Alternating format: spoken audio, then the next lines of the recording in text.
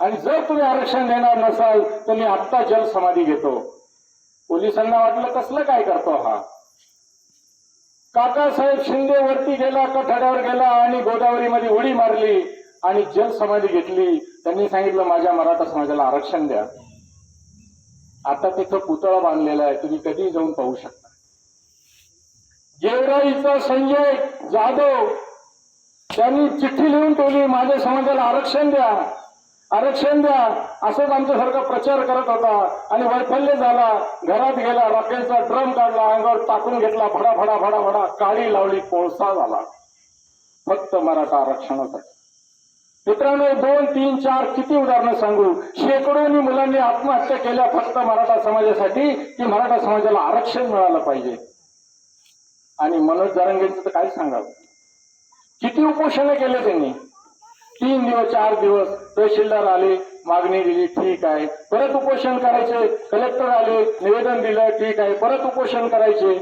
असं उपोषण करता करता अंतरवली सराटी जालना जिल्ह्यामध्ये अंतरवली सराटीमध्ये ते उपोषणाला बसले आणि त्यावेळेच्या गृहमंत्र्यांकडून आदेश येऊन सांगितलं की तुमचं उपोषण सोडून टाका.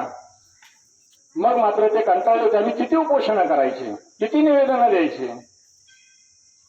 उपोषणापासून परावृत्त होत नाही असं लक्षात आल्यावर 200 पोलीस तिथं पाठवले लाट्या काट्या बंदुका घेऊन आणि झोड झोड इतकं झोडलं माता मावल्यांना. कोणाचं डोकं फुटलं, कोणाचं नाक फुटलं, कोणाचं कान फुटलं, कोणाला कुठे लागलं, कोणाला कुठं लागलं, सगळा रक्तपात झाला, रक्तभंबाळ केल्या. काय मागत होते लोक, घटनेनं दिलेलं आमचं आरक्षण आम्हाला द्या एवढंच मागत होते, वेगळं काय मागत होते. पण या निर्दयी हुकुमशहाने, पोलिसांनी, एसटीने, कलेक्टरनी लाठीचार्ज हल्ला करून हे आंदोलन मोडीत काढायचा प्रयत्न केला. परंतु मित्रांनो मराठ्यांच्या नशिबानं मनोज जरांगे पाटील सापडले नाही. आज जसं आमच्याकडे एक मनोज जरांगे बसलेले बघा, असेच एक डुप्लिकेट मनोज जरांगे होते तिथं. त्यांना त्यांच्या जागेवर बसवलं आणि मनोज जरांगे पाटलांना गनिमी काव्यानं तिथून गायब केलं. पोलीस त्यांनाच घेऊन गेले, त्यांना वाटलं हेच मनोज जरांगे आणि म्हणून आपलं आंदोलन टिकून राहिलं. आज मनोज जरांगे समाजासाठी किती त्याग करतात, किती झोपतात, किती जेवतात, किती जागतात, किती भेटतात, किती प्रवास करतात. तुम्ही जर ऐकलं तर चाट पडाल. सकाळी 5-5:30 ला उठणारा माणूस दिवसभर सगळं संपर्क करून रात्री पुन्हा 3-4 वाजता परत झोपतो. 17 दिवस उपोषण करतो, नाकातून रक्त येईपर्यंत उपोषण करतो माणूस. कुणासाठी? फक्त मराठा समाजासाठी. 4-4 महिने घरी जात नाही, आई बापाची भेट होत नाही, बायको मुलांची भेट होत नाही. बायकोला तर त्यांनी एकदा स्पष्ट शब्दात सांगितलं, मी मराठा समाजासाठी जन्माला आलेलो आहे, मी परत आले तर तुझा आणि नाही आलो तर समाजाचा कुंकू पुसून टाक.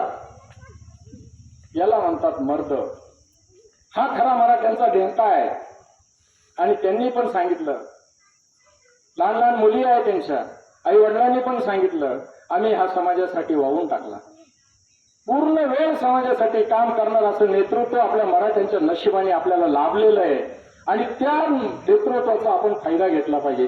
फायदा म्हणजे फायदा काही नाही, पण तुमच्यासाठी जर एखादा माणूस घडत असेल तर आपण त्याच्या पाठीशी खंबीरपणे उभं राहिलं पाहिजे, त्याच्या खांद्याला खांदा लावून त्याला साथ दिली पाहिजे की मनोज जरांगे पाटील आगे बढ़ो, हम तुम्हारे साथ है. आणि म्हणून अंतरवली सराटी हे मराठ्यांचं एक तीर्थक्षेत्र झालेलं आहे. आम्ही अनेक वेळा जाऊन आलो. तुम्हीही कधी गेलं तर अंतरवली सराटीला अवश्य जाऊन या. तिथली माती कपाळाला लावा. मराठ्याचा एक देव छत्रपती शिवाजी महाराजांनंतर या महाराष्ट्रामध्ये जर कोण जन्माला आला असेल तर फक्त मनोज पाटील जरांगे. आणि म्हणून मित्रांनो त्यांचा संदेश घेऊन आम्ही कोपरगाव तालुक्यामध्ये दौरा काढलेला आहे. त्यांचा संदेश घेऊन आम्ही एवढंच सांगतोय की आम्ही फक्त आरक्षणासाठी त्यांना ताकद देतोय, आमचं हित आहे त्याच्यामध्ये.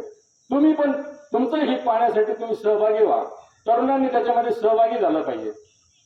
आता मी इथं 2-3 तरुण होते, त्यांना म्हणलं इथे येऊन बसा. काय तरुणांना काय झालं समजत नाही. उलट एवढा बाळा बापड्यावर एवढा अत्याचार झाला असताना तुम्हाला जर राग येत नाही, तुम्ही तरुण कसे? फक्त तुमच्या ओठावर मिशी आहे म्हणून तुम्हाला तरुण म्हणायचं का? किंवा बापाला उघडून बोलतो, घरात उघडून बोलतो म्हणून तरुण म्हणायचं का? आम्ही तरुण त्याला म्हणतो ज्याला अन्याय आणि अत्याचार पाहिल्यानंतर पहिला हात वर होतो आणि मग ऐकायला येतं, त्याला आम्ही तरुण म्हणतो. राग आला पाहिजे. आपल्या बाया बापड्यावर ज्या पोलिसांनी एवढे अत्याचार केले, अरे आता हे पुत्र आहे, त्या पुत्राला जर दगड मारला तर पुत्राच्या दगडाचा वास घेतो आणि दगड कुठून आला तर दिशेचा वेध घेतो आणि दगड मारणाऱ्याच्या बाजूने नरडीचा घोट घ्यायला धावतो. पुत्र, आपण तर माणसं आहे, शिवाय आपण मराठ्याची आहोत. आपला इतिहास जाज्वल्य आहे.